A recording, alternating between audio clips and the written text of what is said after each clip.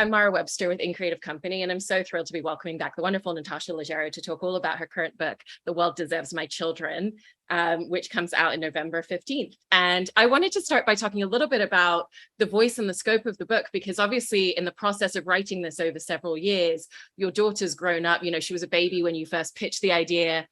She's now a toddler and has gone through so many different stages and ages with you. And I was really interested in, from the idea that you first pitched for the book and how you started to really conceptualize it, where that matches up to the final version versus new spaces and new elements that you found along the way as she was growing up and growing older during the process. It's really true. When I was started writing the book, I was I was stuffing my boobs full of cabbage to try to make the milk stop flowing because I didn't want to breastfeed anymore.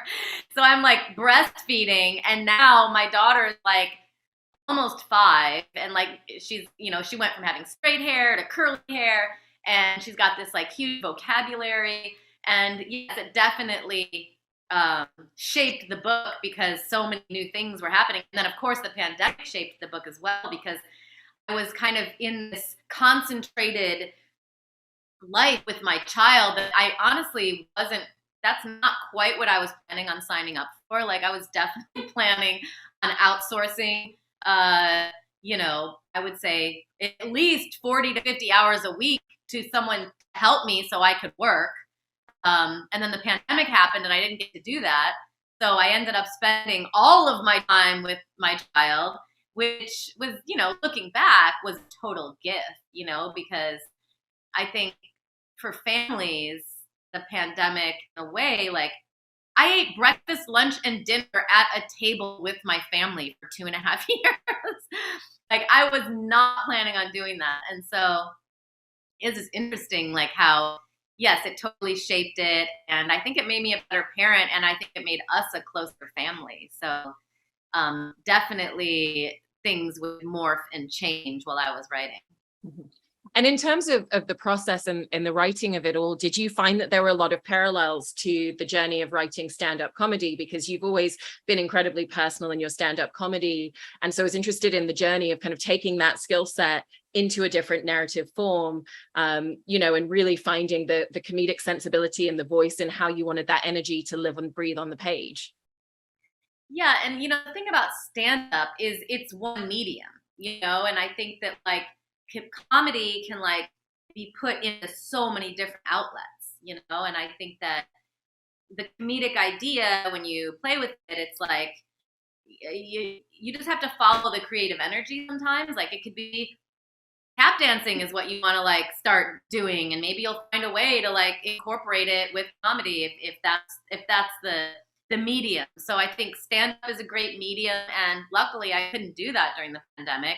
So all of my comedic ideas were just going into the book, which I think was very helpful, that I didn't really have another outlet because nobody was leaving the house. So yeah, I think and it was fun to play with how that would be in a book, because sometimes I'll write, a lot of times in the book I was writing in a way, I would use parentheses because I'm kind of trying to do the comedic timing, but in essay form. So it's a different thing, but yeah, it was really fun to be able to channel that into book form.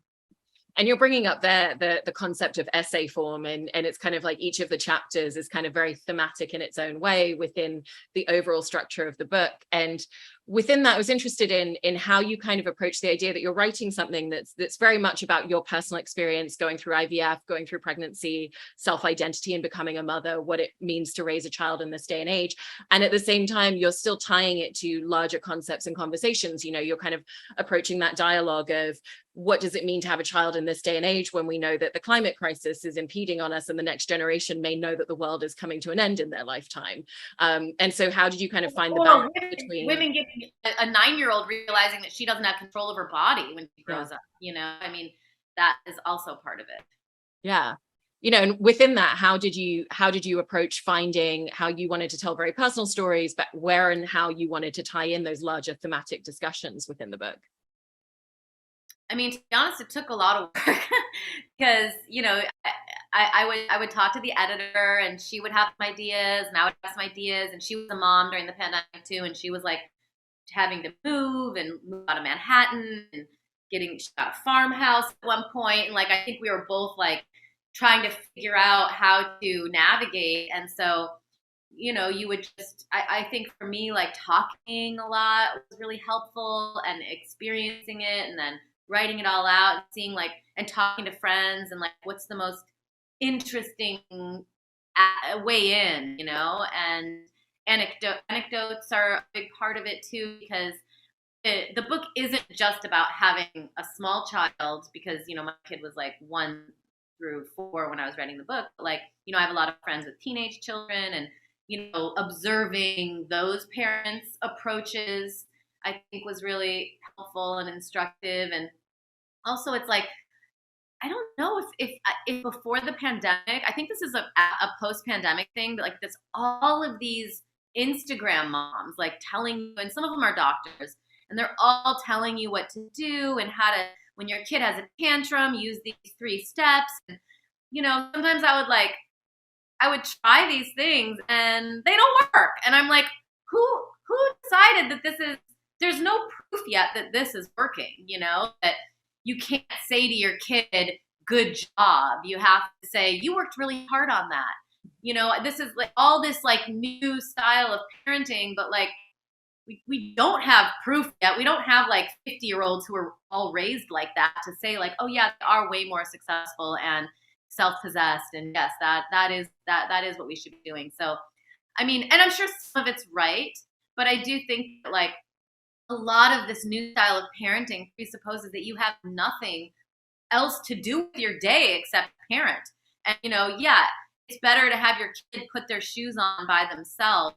But guess what? I don't have 45 minutes to wait for her to put her shoes on. So I'm just going to be putting her shoes on for her. And I think that like, just kind of grappling with all of the stuff, like what the internet's telling you, and all these doctor moms are telling you how to raise your kid, and then your other friends are judging you, and then your parents are judging you. And it's like, maybe there isn't one right way to be doing it. And I think that like filtering all of this information, and then, filtering all this information through the lens of comedy, and then what I'm choosing to do, I think, it was fun to research and interesting to test. And I think that, I've always been the kind of person who likes to like get all the information and then make a decision. So a lot of it is like gathering information and anecdotes, and, really trying to figure out what the best way is for me, but that doesn't mean it's the best way for someone else. So I think that, yeah.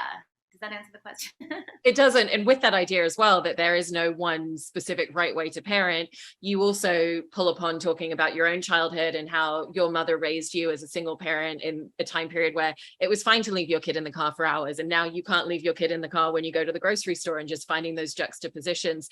Did you always have a sense that that was an important aspect to include as well in the there's no right way, also looking at what are some of the things that we used to do that were considered totally fine, which really brings up this idea that however we're raising kids now is going to look very different 5, 10, 15, 20 years from here.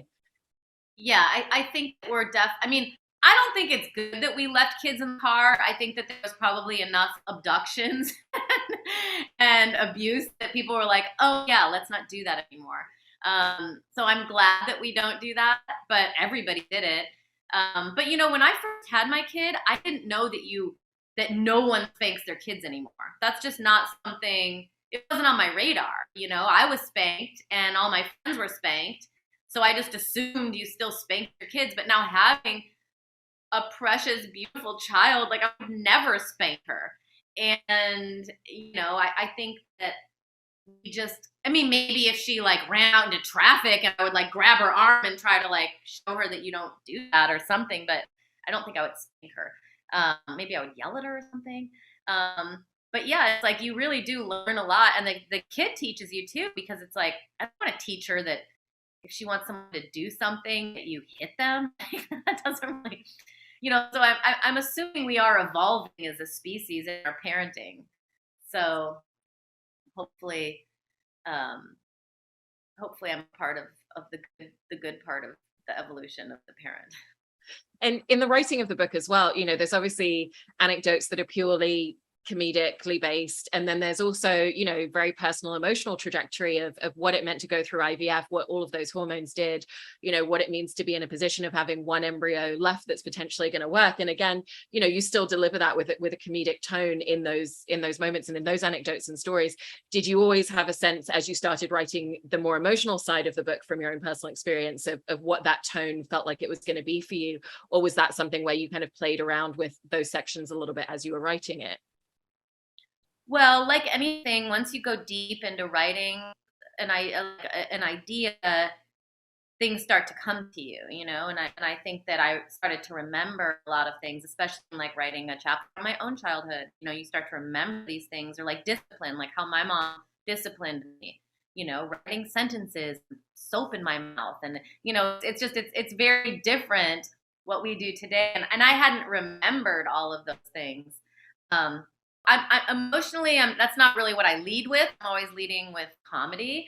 And, you know, that's from, you know, a bad childhood.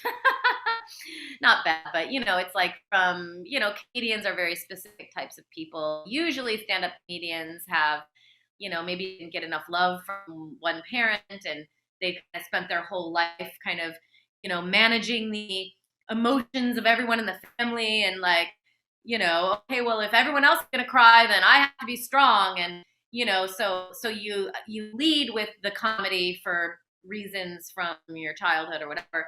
But, you know, just thinking about it, I was, before, when I had that one embryo left and I didn't think it was going to work, I wrote a long letter to my husband telling him that I personally I didn't believe that the child wouldn't be mine if we used someone else's egg with his sperm. Because, you know, I said to him, like, you know, yes, Nana's talent for spaghetti sauce might not be inherited in our child or whatever, but it was like, I was never that close with my family, and there was a lot of people with behavior problems in my family, and I really came to a point where I was very fine with not using my own eggs, and in a way that my husband was not. He was like, I don't want to adopt. I don't want to use, you know, you're the person I fell in love with. I don't want to use someone else's eggs. And, you know, I had just already like framed it in my mind in a way that I was like super fine with, and, you know, just trying to express that to him. And I ended up being able to use my own eggs. So that was like very lucky. But I had kind of already gone through that. So I think that just trying to talk about it in a way that was emotional, and, you know, trying to remember all of that too, because I kind of like, just with having a baby, I was very much like, okay, now that's done. Now on to the next thing, you know, like, okay, now we've got to like fertilize them. Now we've got to test the embryos. Now, you know, you have this timeline for yourself, and you're constantly, I would talk to friends all the time. Like, it was really, really hard decisions. Everything feels like, you know, do I put both embryos up? Does that have a stronger chance of one of them living? Like, you've got to kind of like talk to friends, because the doctors don't really help you that much. I mean, they try to, but, you know, the doctors are like, do you want to test your embryos? And I'm like, I don't know. What would you do? And they're like, well, just so you know, if you test them, they have a, you know, this percentage chance of all dying, but you could have babies with deformities, you know. And it's like, it's really challenging to try to figure out like the mental calculus around like, whoa, I don't know. And, you know, sometimes it's annoying. Doctors are just like, yeah, what do you want to do? It's like, what would you tell your child? You know, what would you tell your daughter? I don't know what to do. You're the doctor. Like, how do I maneuver this? And I found just talking to other women, like even now talking to a friend, she was like, in terms of testing the embryos, it's always this hard thing to figure out if you should test the embryos. And then it's like, well, this is kind of dark, but if you're okay getting an abortion down the road, if you have to, because the baby is not healthy, then maybe don't test the embryos. And the doctor's not going to tell you this, but, you know, if you test them, you could ruin a bunch of potential children. because you're testing them, it's very invasive going into the little petri dish. So, that's another way to look at it. So there's just all these different ways of looking at things that doctors won't talk about. Like, how do you get pregnant? Like, no one's telling you in life, like, you got to stick your fingers up your vagina and see what the consistency is. And only those 2 days can you get pregnant. People don't really know about this stuff. And I just think that that's about as gross as it gets in my book. Because everyone gets so grossed out, no one talks about it. And miscarriages are like things that people don't want to talk about. And so many people have them and struggle. And I just think, like, the more as women we can just be talking about this stuff and making it out in the open. Men would be talking about it if they were the ones who got pregnant. So I just think just pulling off the veil a little bit and just like talking about it, not being afraid to ask the doctor a million questions, not being afraid to ask your friends a million questions, and just really figuring out, like, how am I going to do this? And also, maybe you don't want to do it. My husband's always like, you need to stop telling everyone to have a kid. But I just think it was like such an amazing experience for me that I think that children, like, are just so important and special that I don't think we should stop having them because of all of the bad things that are happening in the world. And with all the things that you're sharing there as well, there's also the side of the fact that this book is also sharing elements of your relationship with your husband. And, there's kind of a really lovely moment where you interview him within the book about parenthood and how you both kind of see that within your relationship dynamic, the difference between mothers and fathers within parenting. And when you and Moshe first started dating, I've heard you say that one of the very first things that you would always do is say, is it okay if I talk about this, before you would bring any jokes onto stage. But at this point in your relationship, you have, the Endless Honeymoon podcast that you've been doing, you've toured together and talked about your relationship extensively. Has that really changed and evolved the space in not just the comfort level of the things that you're sharing for yourself, but kind of where this book also took the elements that you brought in from your relationship and how that has influenced the dynamic between the two of you and becoming parents as well? I mean, to be honest, when I interviewed him for the book, I just was like, oh, maybe this will be funny. But I actually learned a lot of, like, because, as the mother, there's always like one person, and it's usually the mom, who's like a little more concerned about everything.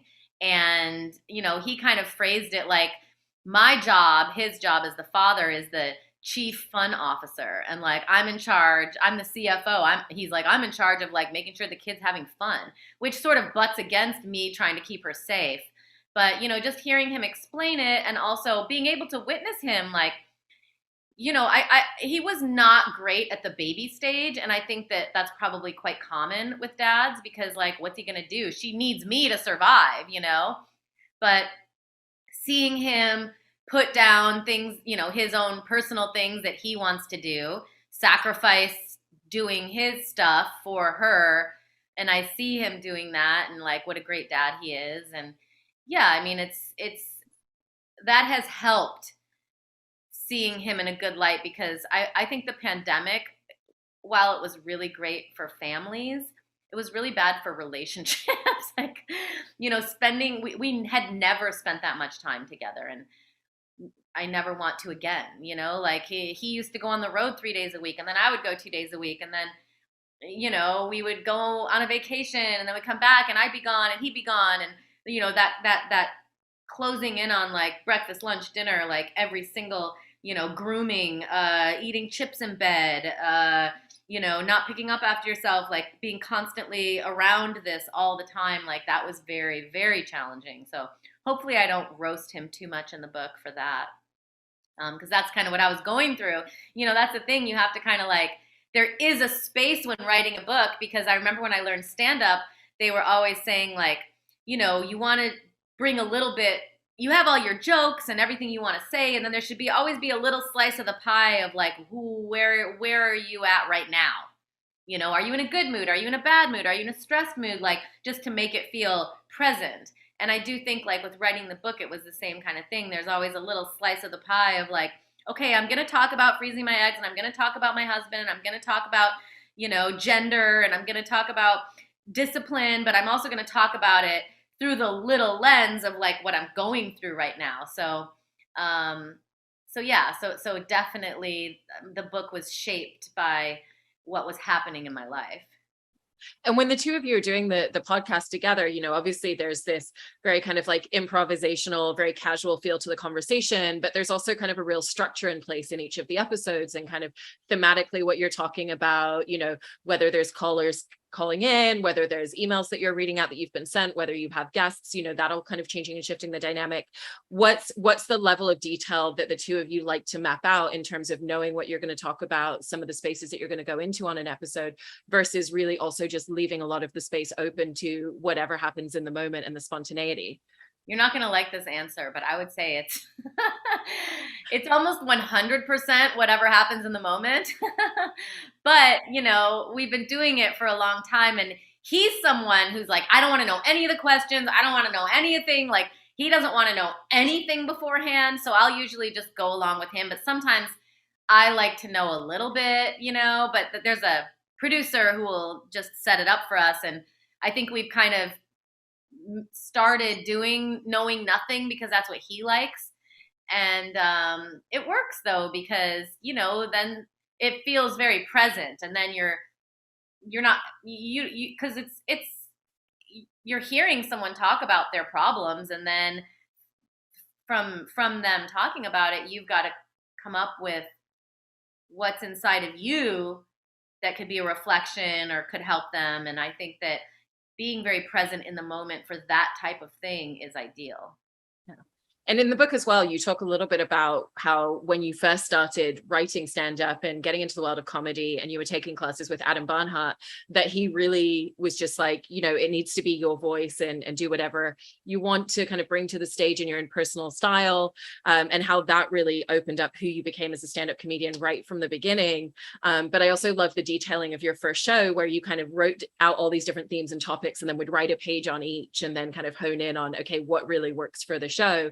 And I was interested in how, you know, those early classes with him, and that being kind of how you approached your first show, relates to the way that when you're doing a stand-up and you're writing a whole segment now, you go into the process of writing and creating that thematically again, in terms of just thinking of all the different topics that you want to touch upon.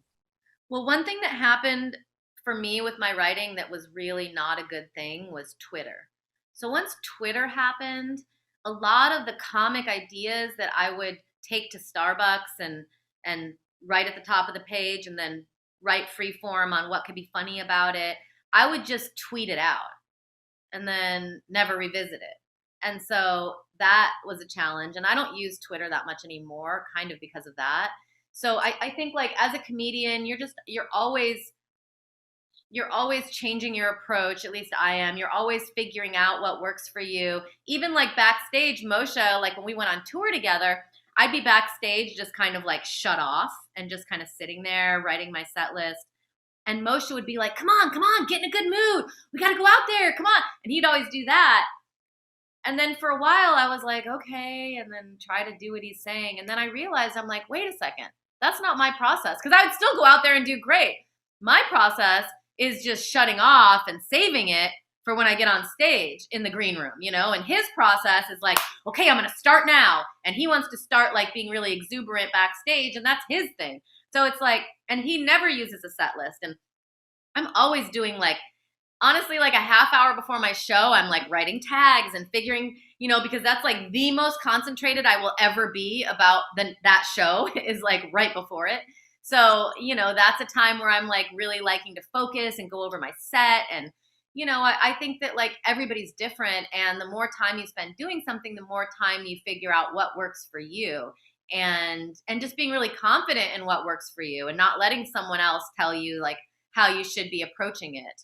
The whole writing about a topic, that's just literally the only way I could think to write a joke. Like, I'm sure there are other ways of doing it. It's very personal. I mean, some people meet with someone else and talk about jokes and try to like generate punchlines that way. Or, you know, I think that a lot of these Harvard type guys, like, they just like think in punchlines, you know, they can write a joke about anything that doesn't have anything to do with them. Whereas for me, I feel like I have to like live something to be able to write a joke about it, which can be kind of annoying because it takes a while. And in the acknowledgements of the book, you kind of reference that this might be the only book that you write because of how challenging and how difficult it was throughout the journey. What would you say in reflection were the most challenging elements and aspects of trying to write this book, and really, because it's not just about writing it in one pass, it's really about spending several years with it, like you said, and your whole life was evolving and changing throughout that entire time as well. Well, I think as a stand-up comedian, it's the way you think in a joke form is a little more succinct, how economical, whereas like a book is more like almost like an accordion, it's like stretching out. So how can I stretch out this idea, not for space, but for depth? So, there's one point, and I never did this on stage, but where my dentist was like, one child's not a family. You need to have another baby now, and that's just like a funny thing he said, but like, what's behind that, And so when you kind of stretch out that idea, and why is this man telling me this, and what does he think is it, and is it not a family if it's only one child? And, what's his approach? And of course, that's a man's approach to it. And, it's, oh, and wait, why is this man telling me what I should do with his fingers in my mouth? And wait, that reminds me of when the gynecologist had his fingers up inside me and was telling me what I should do. And what's this idea of men in roles of doctor telling me what I should do with my body? And so it's like, by stretching it out, you start to like see so much other stuff. And, I think what I've learned is I want to take that approach to writing stand-up as well, because that's how you get more stuff, that's how you mine for more. So I really love that in terms of details and process, and just hearing all about the journey of writing this book. Congratulations on everything with the book. It's really, really wonderful. And thank you so much, Natasha. Thank you. And I love that you guys focus on the creative process. It's really cool.